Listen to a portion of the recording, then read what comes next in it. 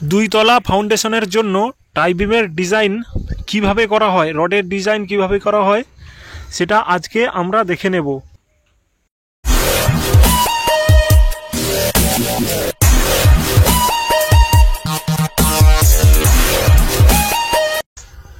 প্রায় 700 square feet area জুড়ে একটি দুইতলা ফাউন্ডেশনের জন্য টাই বিম শাটারিং কমপ্লিট হয়ে গেছে, শুধুমাত্র ঢালাইয়ের অপেক্ষা।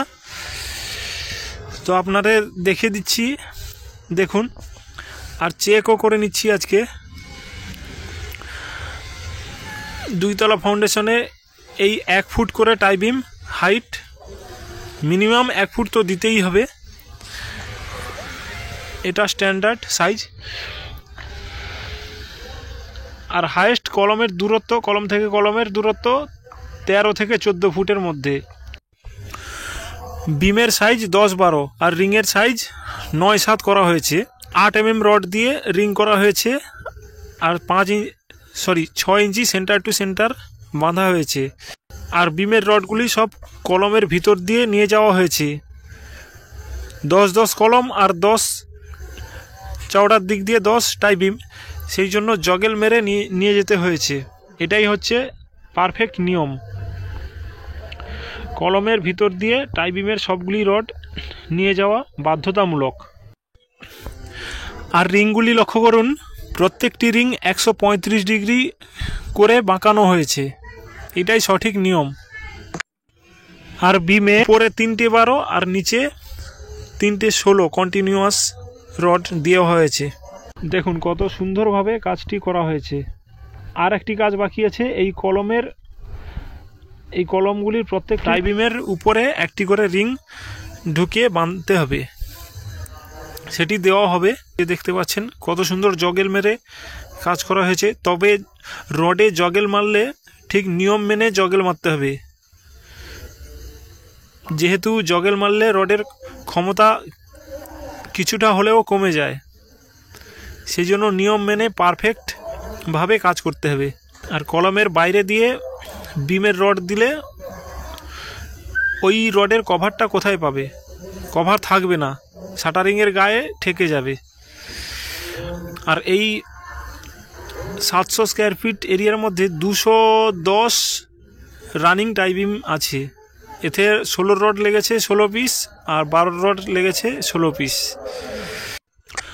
আর এই দুতলা ফাউন্ডেশনের এই নিচ থেকে এই টাই বিম পর্যন্ত ঢালাই নিয়ে টোটাল খরচ হবে 3,20,000 টাকা।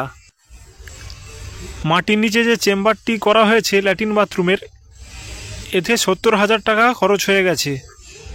ওইটা নিয়ে টোটাল বললাম। আর ল্যাট্রিন বাথরুম ভিতরে রাখা হয়েছে, যেহেতু জায়গা নেই সেই জন্য ভিতরে রাখা হয়েছে। যেহেতু ভিতরে রাখার নিয়ম নেই, তবুও করা হয়েছে নিয়ম মেনে। এই টাই বিমের নিচে 3 ইঞ্চি একটি ব্রিক সলিং দেওয়া হয়েছে সব জায়গায়। টাই বিমের নিচে এই সলিংটা দেওয়া কিন্তু অবশ্যই বাধ্যতামূলক এবং গুরুত্বপূর্ণ।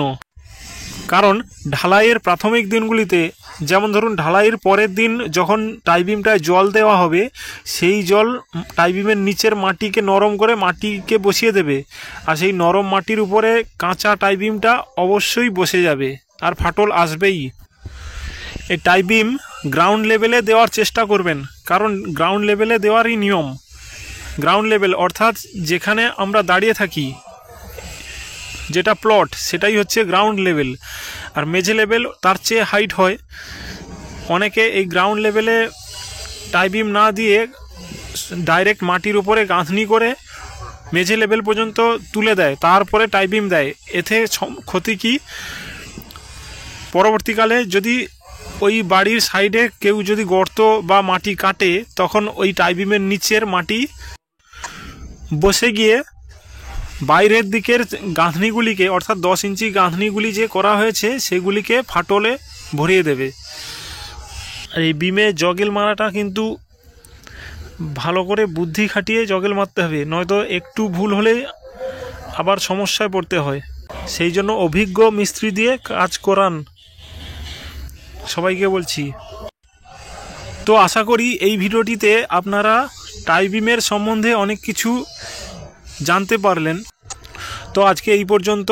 ভিডিওটি ভালো লাগলে একটা লাইক করে যাবেন এবং সাথে থাকবেন।